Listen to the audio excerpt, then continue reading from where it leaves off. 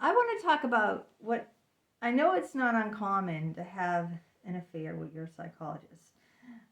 It happens. A lot of people tell me, well, that's not uncommon. It does happen. But I think I want today's message, especially to go out to people, victims, as well as people who haven't yet been victimized by psychologists. It's very easy to be swayed and fall into that, because when you go to therapy, you're very vulnerable. Um, you're going there because you have problems coping, right? If you didn't have problems coping with life, if life was all a bed of roses and sunshine, a bowl of cherries, you wouldn't be going to a therapist, right? So you already have a handicap. I think is it golf, the game golf? Any of you golfers out there? They say when you start with a handicap or something.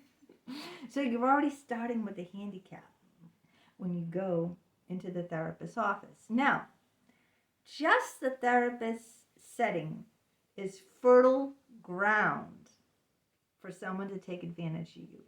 A lot of people are probably gonna get a lot of backlash over this, because people are gonna say, "What are you telling people not to do therapy?" I'm just trying to warn people that already, when you walk into a therapist's office, already you open yourself up to being abused. Now, just listen to me, all right? Because a lot of you naysayers are gonna probably say, "You're telling people the wrong thing." No, I'm not. Because think about it. You're already walking in with a handicap. You're already very vulnerable. And they have all the power over you, because they don't become vulnerable to you, because they don't tell you, right? They don't show you anything about themselves, right? Only you do. Only you open up. They don't. Now you're sitting in this room, okay, with only you, and if it's someone who's attractive, I gotta be careful this day and age. I don't want to say, like, if it's a man and a woman, it could be two women. It could be, because if it's someone attractive sitting across from you with no distractions, okay, none. There's no phone, there's no door, there's no child, there's no ringing doorbell, there's no pet, there's no distractions for that time. Whether it's once a week, twice a week. In my case, it was 5 hours a week with Dr. Geist. Imagine 5 hours. 5 hours where you're sitting there and you are the only focus that person has. There's no other distractions. Have you ever been in a situation with anyone? I never have. We've been with a person, whether it's your lover, your parent, your best friend, where you're sitting there for 5 hours a week and there's zero distractions. They are just honed in on every word you say, right? Wow. Wow. That's something in this day and age where everything's a distraction, right? So, and then they make you feel very special, and that is some heady stuff that went to my head. So I felt it's very, like I said, it's fertile ground, right?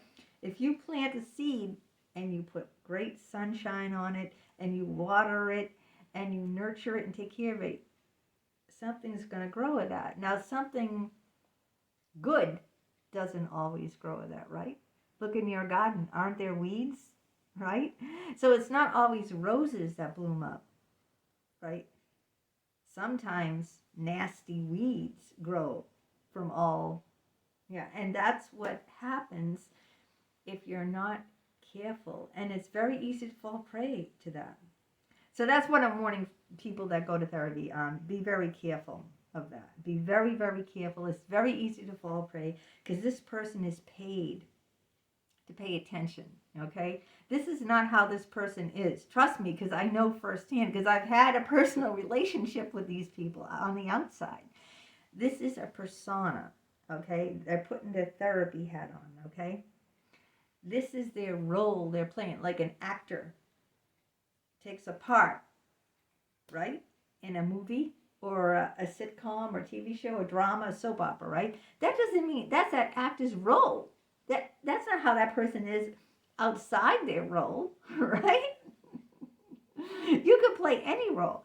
Well, the therapy role, you know, is just that. It's a role that they're in. During that time, you're in their office, okay? You don't know what they are outside. You have no idea, unless you're in a personal relationship like I was. I mean, people thought Jim was a saint. I mean, people called him a saint. They kept saying all these wonderful things about him. This is a saint, a man that had sex with a borderline patient. Everyone knows borderlines are one of the worst mental illnesses out there. I mean, I have severe abandonment issues. I have from my childhood, so I'm married and it's unethical. And in 26 states, it's against the law. So he's breaking the law. And they think he's wonderful. They don't know how he is outside. He always smiles at, megawatt smile and listens and cracks jokes but you know how he really was, Jim? On the outside, he was moody. He used to pick me up every Saturday night at my house with my son and my husband, watching out the window while he rolled up his, fancy sports car, convertible sports car. I'd get in the car and he'd always be grumpy. He'd be moody. He'd swear at me. F you! F you! He'd push me around. Okay, no one knew that side of him because when he sits in his therapy office, what's he doing? He has his therapy hat on, right? So he's in that role. Remember, when you go to a psychologist, they're in a role. They're in their therapy role. That's not how they are outside of that. You don't know them. You think you know them, but you don't. Trust me, you do not. You might know some things about them. It's impossible not to if you see someone for a long time. You'll learn something about them, but you won't really know who they are outside of their therapy role because you're not seeing them on a daily basis like I did with Jim, seeing him, 3 or 4 times a week on the outside of the therapy office, how he really is moody, grumpy, abusive, mentally abusive, physically abusive, swearing, he wasn't that charming, megawatt smile, cracking a joke and, paying attention. In fact, he was self-absorbed. All he did was talk about himself, yeah. But in his therapy, role where he's getting money, he's not who people think. So be careful. You don't know who you're sitting there spilling your guts to. You don't know that person. They're in a role. And be very careful when they try to make you feel special. Now, I want to talk about victims. If you have been victimized, okay? First of all, you can make a board complaint at any time. So don't feel it's too late. It's never too late. It's never too late. I've heard of people who married their therapists, married their psychologists, had children with them, were married for 10 years, and then they got divorced, and they went to the licensing board and told them how they met. And this is after being married for 10 years. And they still took the psychologist's license away because of the way they met. It's never too late to make a board complaint. So don't ever feel I can't do that now. It's too late. It isn't. I'm telling you. Look up whatever state you're in, the licensing board. Get the address and write that complaint. And it will empower you. I feel empowered. Now, as far as a lawyer, okay, if someone did something ethical, you can get monetary compensation, okay? But it has to be within a time frame of when it happened. So in that sense, it can be too late if you wait. So if someone sexually abused you or if a psychologist abused you sexually, and you let, like, I don't know what it is in your state, you'd have to look it up. In Massachusetts, where I live, it's 3 years. So if I waited over 3 years to get a lawyer for Jim, it would have been too late. The lawyers told me, the time is ticking. The clock is ticking. So you cannot wait if you want to get monetary compensation. Now, some of you will say, like I did, I don't have enough money for a lawyer. I can't do that. Yes, you can. I'm going to tell you how. I didn't know that either. I was thinking, I don't have the money to pay for a lawyer to go after Jim for what he did. You don't need the money, okay? Because a lawyer will sign you on and write a demand letter. Okay, so all you have to pay is for the demand letter, which is peanuts, right? You write a demand letter, and that scares the psychologist, all right? Truth is, I had no money to fight him legally, but he didn't know that because of the demand letter was demanding monetary compensation. And in the demand letter, it said if I had won in the case, he would have to pay not only his own lawyer's fees, but my lawyer's fees. It said that. If you read, which book is it in? I think it might be in this book. I'm not really sure, but even if I didn't put it in, I'm telling you, right now in person, I'm telling you that it was stated in the demand letter that if this went to trial and Jim lost, which he always would, because it's always wrong to have sex with your patient, even if they initiate it. That's always malpractice. Always. No exceptions. None. Zero. Nada.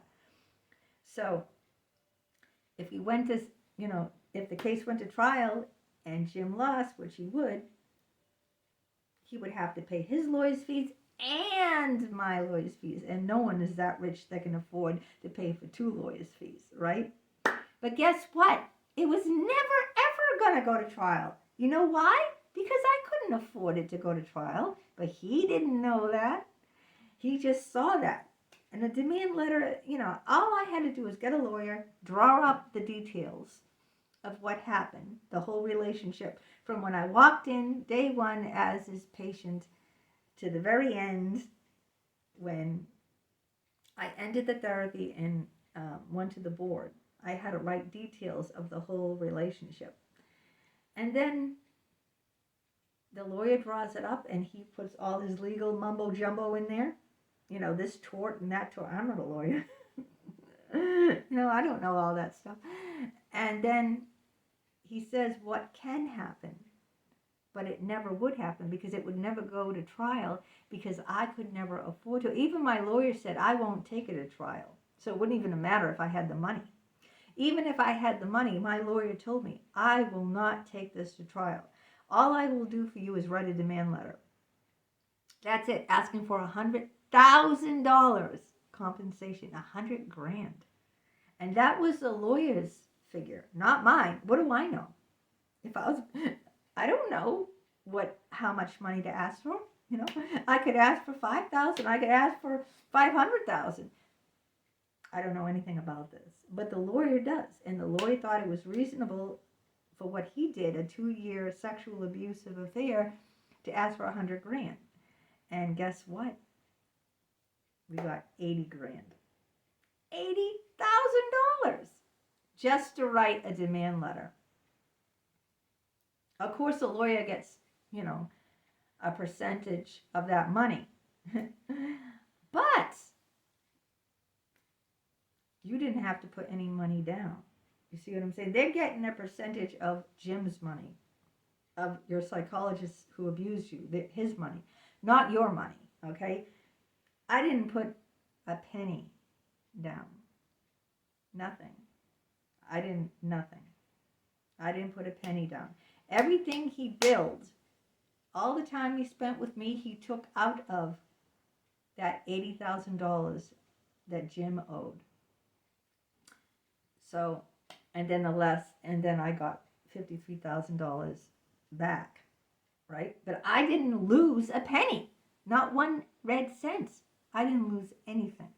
See, this is important to tell people because people have misconceptions, just like I did, that they can't fight the psychologist because they don't have the money for the lawyer. I'm telling you now, you don't need any money for a lawyer. Nothing, nada. You can have zero money in the bank. You can have nothing. You don't need it, okay? Because all you need to do is write a demand letter like I did. And then the lawyer will get paid through the psychologist's insurance and part of it. And then the psychologist has to pay the rest out of his own pocket. And you don't have to pay anything. All right? I've been through it. So don't sit there and say, I can't do this. I don't have money for a lawyer. You can do it with a demand letter. You tell it, you find a lawyer.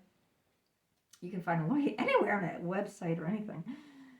I think it's legal.match or legal match or something like that. There's a website. Just Google it.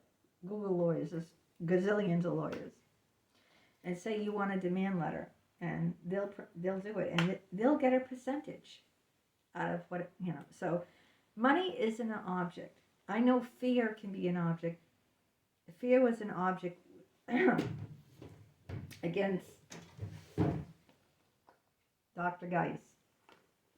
I was really brainwashed by him, He had an ethical obligation to me as his long-term patient. He should have reported Jim. There are no laws, too. We got to change that. If your patient is being abused by someone, especially another psychologist, by anyone, your psychologist should report it. Not take them on as a patient and see me and him for couples therapy. You see, he encouraged me to have a sexual relationship with Jim. He told me.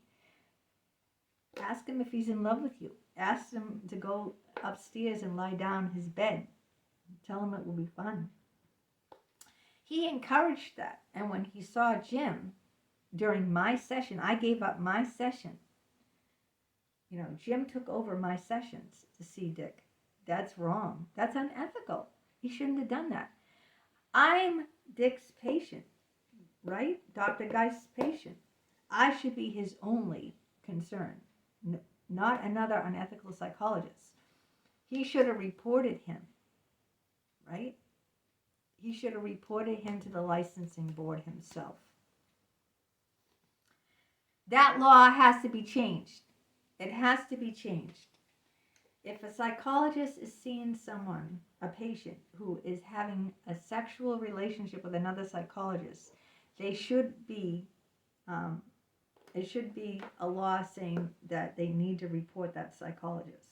Not take them on as their own patient and not see them together as a couple, and certainly not encourage his patient to have a sexual relationship with that psychologist. I mean, what is he thinking? He's not thinking of me, right? Some of you on LinkedIn said he's a dirty old man, Dick Geis, that he just got, it was titillating? What's the word? Titillating to see, to be eyewitness of this, illicit affair between a psychologist, and his patient. It's like watching a soap opera, like, live. So, he wasn't thinking of me. So from all this hell that I've been through, and I turned into an alcoholic over it, I want the law to change, trying to change that law, so that psychologists it's mandatory to report other psychologists who are being unethical. I want to change that law. I want everyone to be aware that they're not helpless, that you can get a lawyer and get monetary compensation. It's not too late to go to the board ever and report these people. Doesn't matter. I kept convincing myself, he's almost 80. He's going to retire. It's too late. It's too late. Too much time has gone by. No. Eventually, after 1.5 years of blocking him in emails and blocking him on my cell phone and being away from him, I got some, and like having extreme insomnia where I'm up every night thinking about the whole thing, what he did, his role in it, okay? He was unethical from the start. He allowed me to sit in his lap. I grabbed his penis.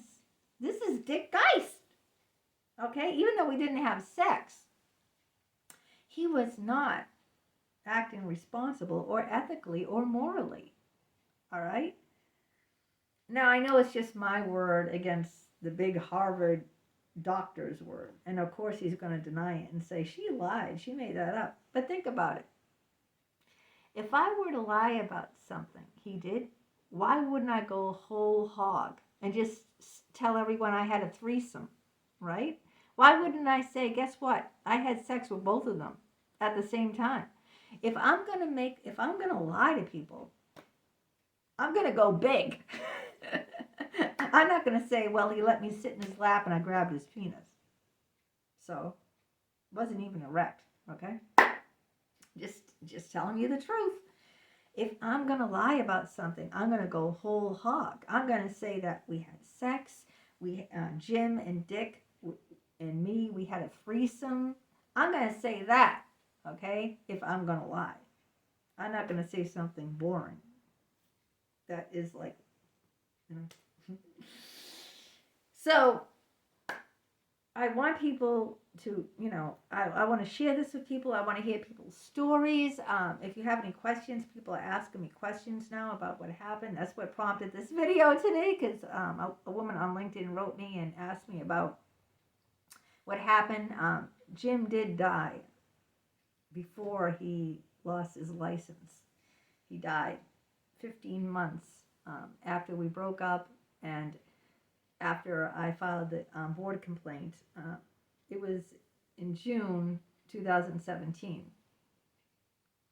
I had already got the monetary compensation from him in the August of 2016.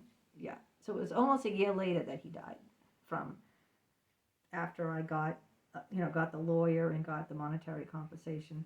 But the board was still investigating. 15 months later, they were still investigating it. So, and he died before anything was finalized. I think it was coming to a head. I think that's why he collapsed of a heart attack. I mean, he just collapsed. And a patient found him. A patient found him dead in his office. Imagine coming in for therapy, right? Walking in and your psychologist, who's 62, he didn't look 62. He looked like he was 42, to be honest. Yeah. I don't have a picture of him on me, but yeah. He looked like he was 42 years old. And he had a six-pack. He had biceps bulging out to here, black jet hair. And he was just gorgeous, drop-dead gorgeous. He was handsome. He looked like the epitome of health. He never drank. He never smoked. He wasn't on drugs. Only when he was young, like in his 20s, was he on drugs. Or maybe 30s, but he wasn't doing any drugs. He exercised. You know, he had a whole exercise room in his attic with a big stereo and big weights and what do you call that? All different, a treadmill. He had a treadmill up there too. Yeah, so everything. And he and he did yoga too on top of it. So he ate very healthy. He didn't eat red meat, so I just think that it was too much stress on him. That's what his best friend said when I talked to her and something was coming to a head. He'd have to face all the patients and everyone would know what he did. Everyone who thought very highly of him. But so I think he couldn't face that. He'd rather die with dignity, which he did. He died with dignity. He'd rather die with dignity than live in shame. And that's exactly what happened. He died with dignity because none of his patients know what happened. He did, instead of living in shame, if he had lived, he would have had to surrender